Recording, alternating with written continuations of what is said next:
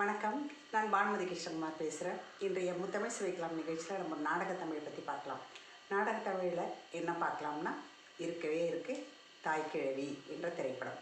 இந்த திரைப்படத்தை பற்றி முதல் காட்சியிலேருந்து இறுதி காட்சி வரை நிறைய பேசலாம். அவ்வளோ செய்திகள். அந்த இயக்குனர் சிவகுமார் முருகேசன் அவர்கள் நிறைய செய்திகளை போகிற போக்கில் அப்படி அள்ளி தூவிட்டு போயிருக்காரு. உட்கார வச்சு அறிவுரையாக சொல்கிறது அப்படின்றதெல்லாம் கிடையாது. போகிற போக்கில் அவர் நிறைய காட்சிகள் நிறைய செய்திகளை சொல்லிட்டு போயிருக்காரு. அதை நம்ம பிடிச்சிக்கணும். அந்த மாதிரி இருக்குது. இதில் ஒரு காட்சி என்னென்னா, ராதிகா அவங்க தான் அந்த நமக்கு தெரியும், முதன்மை கதாபாத்திரம் ராதிகா தான். அவங்க ஒரு பேருந்தில் வண்டி ஏறி இன்னொரு ஊருக்கு எங்கேயோ போகிறாங்க. அப்போது அவங்க கஷ்டப்பட்டு அந்த முதுமைக்கே உரிய அந்த காலை ஊனி ஏறி ஒரு சீட்டில் உட்காருங்க. ஒரு சீட்டில் உட்காரும்போது அவங்களுக்கு முன் சீட்டில் ஒரு பள்ளி படிக்கிற மாணவி இருந்தால் ஒரு பத்தாம் கிளாஸில் தான் படிப்பாங்க. அந்த 10ஆம் வகுப்பு மாணவி கூட இருக்கிற பையன்கிட்ட பாட்டு பாடுறாங்க. நீ எப்போடா எங்கள் அம்மாவுக்கு மருமகனாக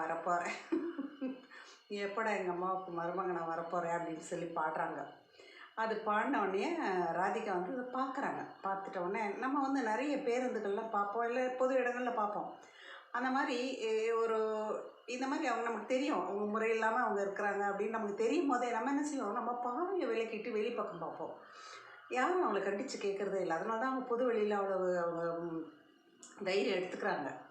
அதனால் அவங்க என்ன பண்ணுவாங்கன்னா, இப்படி எட்டி பார்த்துட்டு ஒரு அடி அடித்து தலைமையில் ஒன்று போட்டு சொல்லுவாங்களே, தலைமையில் ஒன்று போட்டு சொல்லு அப்போ தான் மண்டையில் ஏறணும். அந்த மாதிரி தலைமையில் ஒன்று போட்டு அவங்க ஒரு சொல்லுவாங்க.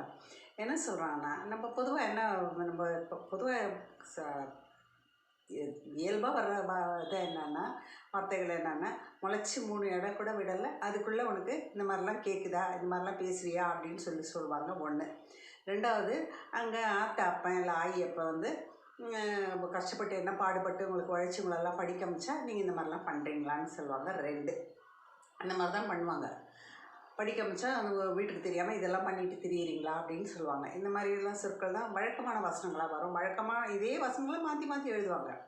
ஆனால் ராதிகா ஒரு சொல்லுவாங்க. என்ன சொல்லுவாங்கன்னா, அந்த பொண்ணை அடித்து பள்ளிக்கூடம் போகிறதுக்கு 10 தலைமுறை ஆயிருக்கு. அந்த ஒரு செழிச்சு அந்த ஒரு பாடுபட்டது, அந்த போராட்டம் எல்லாமே அந்த ஒரு தொனியில் இருக்கும். அந்த மாடுலேஷன் என்ன சொல்லக்கூடிய குரலில் இருக்கும். 10 தலைமுறை ஆயிருக்கு பள்ளிக்கூடம் அனுப்ப, நீ இப்போ ஆட்டக்காரி மாதிரி பாட்டு பாடின்னு திரியிறியா அப்படின்னு சொல்கிறாங்க. இந்த 10 தலைமுறை ஆச்சு அப்படின்றது எவ்வளோ பெரிய விஷயம். இது வரைக்கும் இலக்கியங்களிலும் திரைப்படங்களிலும் பேசாத ஒரு விஷயம்.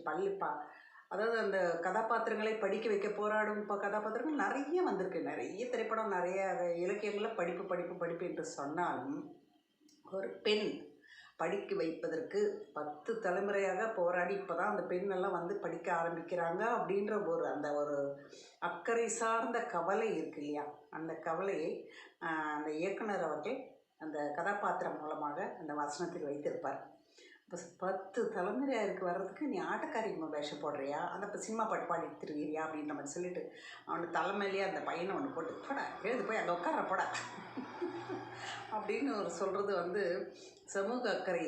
ராதிகாவுக்கு இருக்கிற சமூக அக்கறைன்னு சொல்கிறதா, இயக்குனருக்கு இருக்கிற சமூக அக்கறைன்னு சொல்கிறதா, அந்த ஒரு வசனம், அந்த குறுகலான வசனத்துக்குள்ளே அவ்வளோ வீச்சமாக சொல்லிட முடியுமா ஒரு செய்தியை?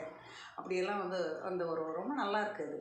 என்னை ரொம்ப அசித்த ஒரு வசனம் என்று சொன்னால் அந்த திரைப்படத்திலேயே அதுதான்.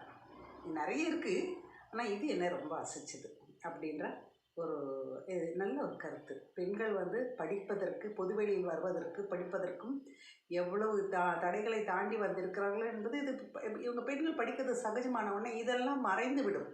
இந்த செய்தியே சொல்லப்படாது. நடுவில் ஒரு வளர்ந்து இப்போ தான் படிக்க ஆரம்பித்து இப்படி வளர்ந்து வந்திருக்கிறாங்க. திருப்பி இன்னும் வளர்ந்துட்டாங்கன்னா அது மறைக்கப்பட்டு விடும். அதை நடுவில் ஒரு இடத்துல அந்த செய்தியை ஞாபகப்படுத்துகிற மாதிரி இருக்காது. ரொம்ப அற்புதமான ஒரு செய்தி. நல்ல காட்சி பாருங்கள். நன்றி.